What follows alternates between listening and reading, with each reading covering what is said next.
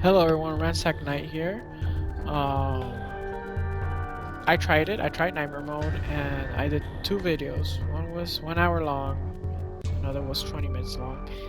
Sadly, I couldn't beat it, but it's just been a messy day, for recording. But I recorded a video like this before, and it was like 14 minutes long, but I messed up and I had my mic off.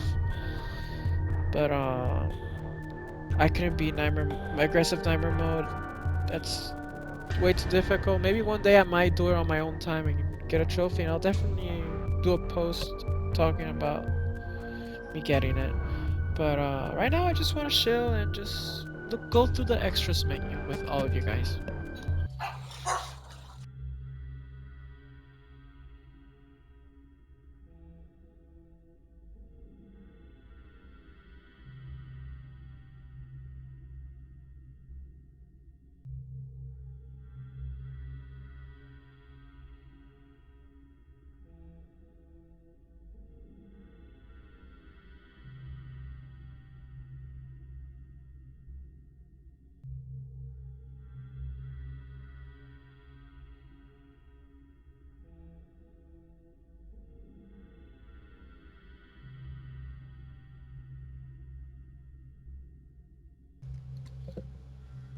Sorry, guys. I had a a package arrived at the wrong moment. If you hear dogs barking, don't mind them, or a bird screaming, don't mind them either. But let's go through the extras menu. Springtrap. One of the best character models out of all Final Freddy's. He's eerie and unsettling and just feels unnatural, especially when you see him with his open mask. He doesn't really show us here, Scott Cawthon, but it's a great model that unfortunately suffers from a bad jump scare. It could have been better. Phantom Foxy, the image Scott shows for for Phantom Foxy is very unflattering, and I think you should have put in the one where he's just standing straight, because that one actually makes him look eerie. He looks silly. He looks like a Scottish boy asking for potatoes. But great character model, though I don't really see it much as just regular withered Foxy with a missing hook and and burnt burnt texture over him. But now that I think about it, in the office you can actually see the box where the toy animatronics are, pieces are.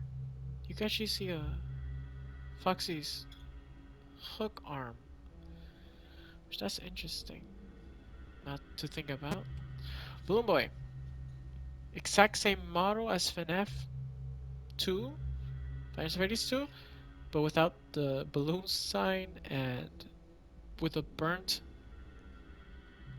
texture. And I think Scott Cawthon did a really good job of making a character that was not scary and annoying and stealing batteries to very eerie and creepy, especially his eyes. But I think this is a model that I'm okay with him not changing too much. Only the texture of burning, which looks amazing on him. Chica looks like a watermelon. Feel like she looks very creepy when you look at her through the monitor in the arcade. I think that was perfect, and I think it's very interesting how you use the regular FNF one Chica. Phantom Freddy. My all time. Now it used to be Phantom Mango, but now it's Phantom Freddy. Phantom Freddy is my favorite Phantom animatronic, and he might be moving to be my favorite animatronic. He just looks perfect. Perfect.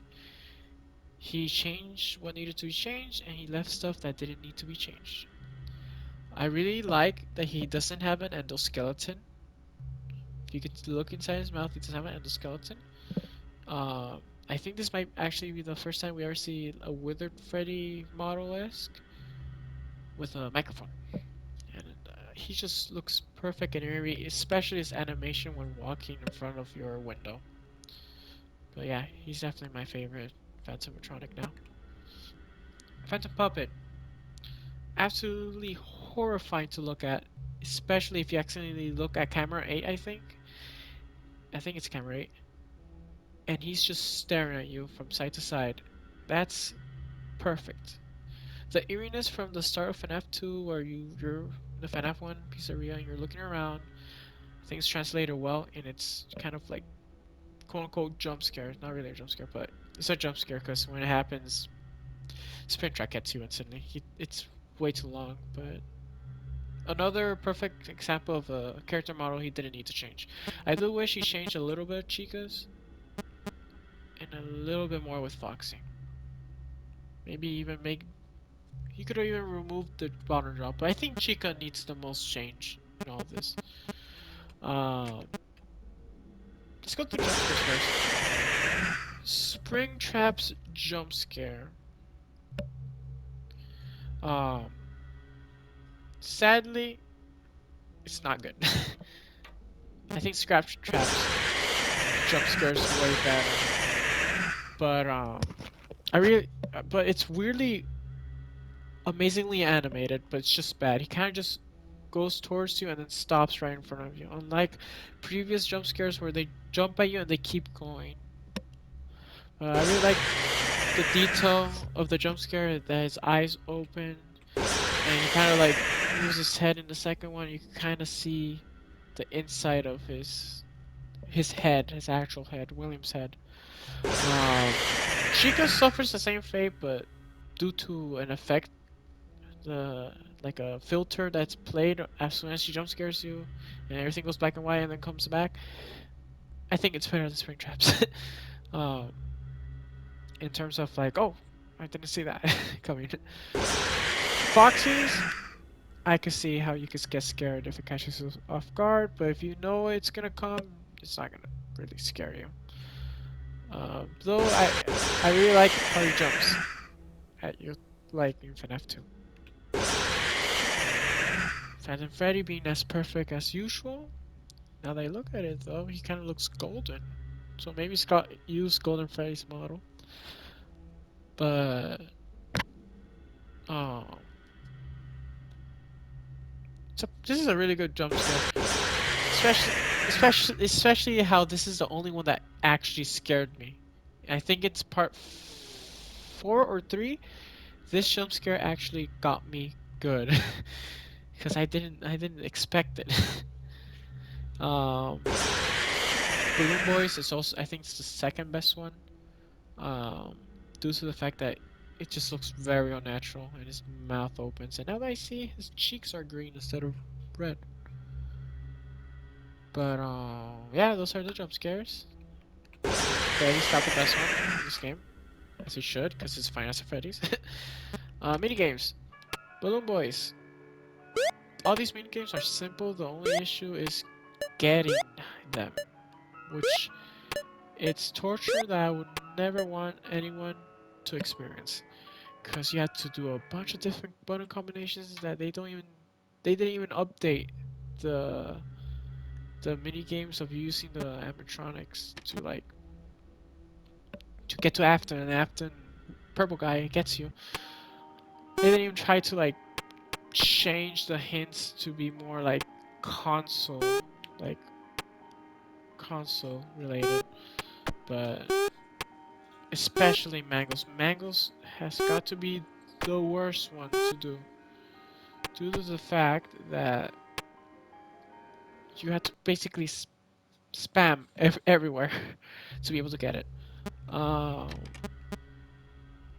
Chicas, Chicas wasn't too hard. The only hard part is you had to, like I said, they don't really explain to you how to do them in the controller. Like if you had a PC, it'd be easy for you to figure it out because the hints are PC related. You click here, here, here. But for console, it doesn't really tell you. But Chicas minigame's not too hard to get. I think Balloon Boys was the easiest. Then it'd be Chicas, and then it'd be Then it'd be Shadow Bonnie, and then it would be the Fredbear minigame, which don't even get me started.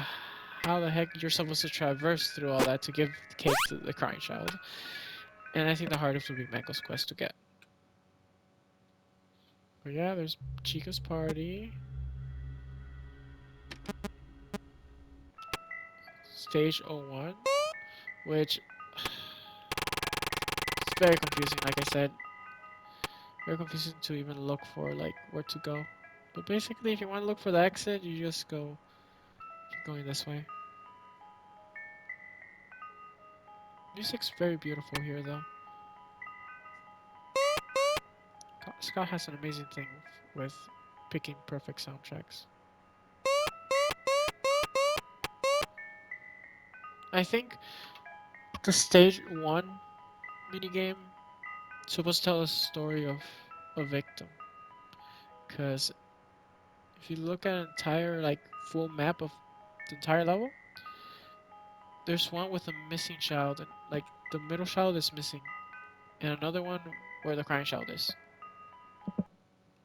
Perhaps that's how the Golden Freddy died. Um, and Shadow Bonnies. Shadow Bonnies.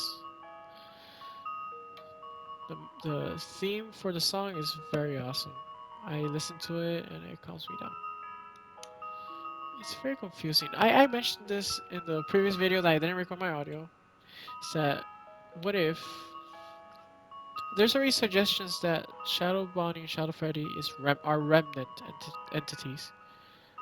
What if Shadow Bonnie is good remnant, positive remnant, the innocent one, the one that wants to help the children move on, like all the sadness and happiness combined for when the children died turned into an entity which just wants to help them move on. And then Shadow Freddy is agony, pure rage. Because if you could notice, when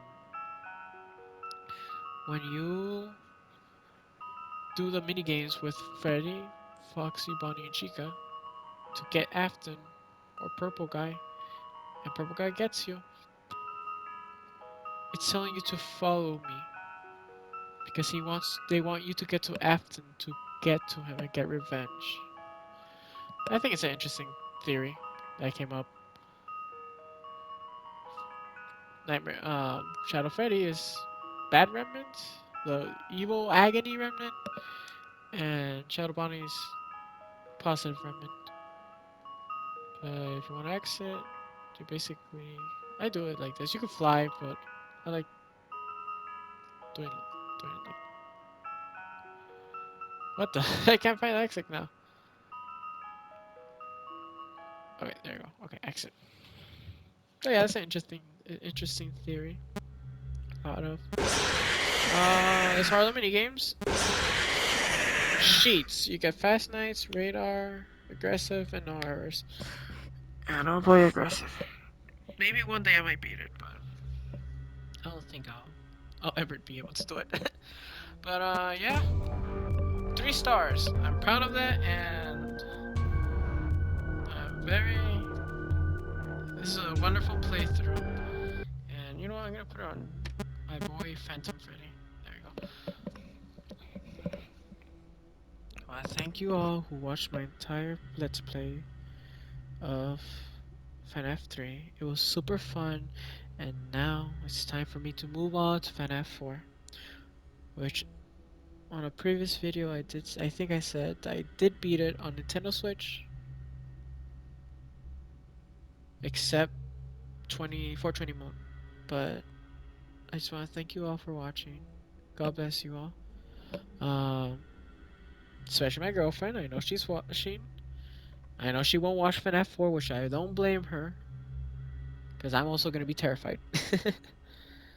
um, I love you. I appreciate you all. Thank you for watching, and God bless you all. Until the next video. Oh, and if you liked the video,